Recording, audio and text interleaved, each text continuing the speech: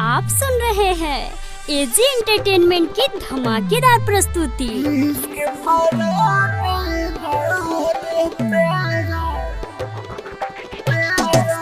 कंचन इब्राहिमपुर, कंचन इब्राहिमपुर, कंचन इब्राहिमपुर, कंचन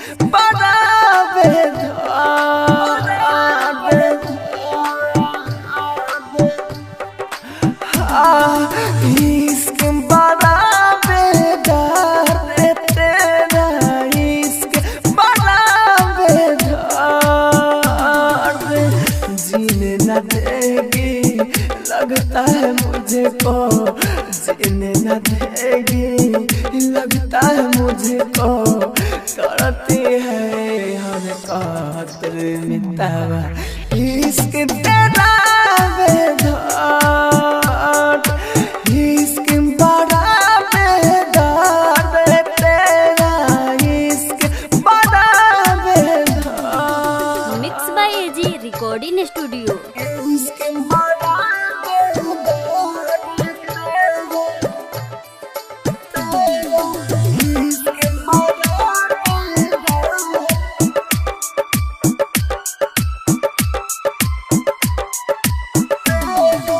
कंचन इब्राहिमपुर, कंचन इब्राहिमपुर।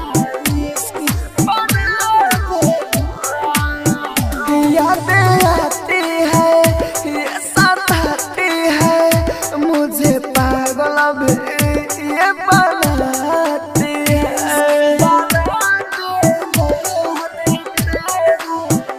यादें आती है मुझे सताती है, ये पागल रोज मुझे बनाती है।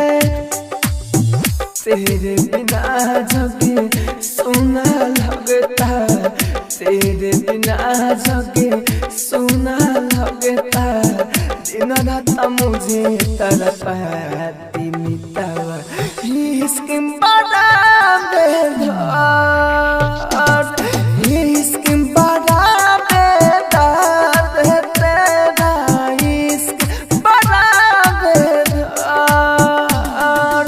आप सुन रहे हैं एजी एंटरटेनमेंट की धमाकेदार प्रस्तुति।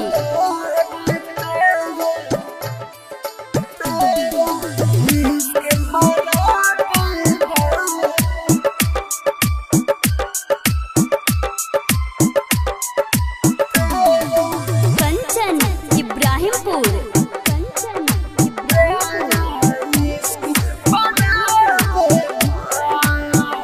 छोड़ के मुझको जब तुम जाओगी, फिर कभी ना मुझको पाओगे।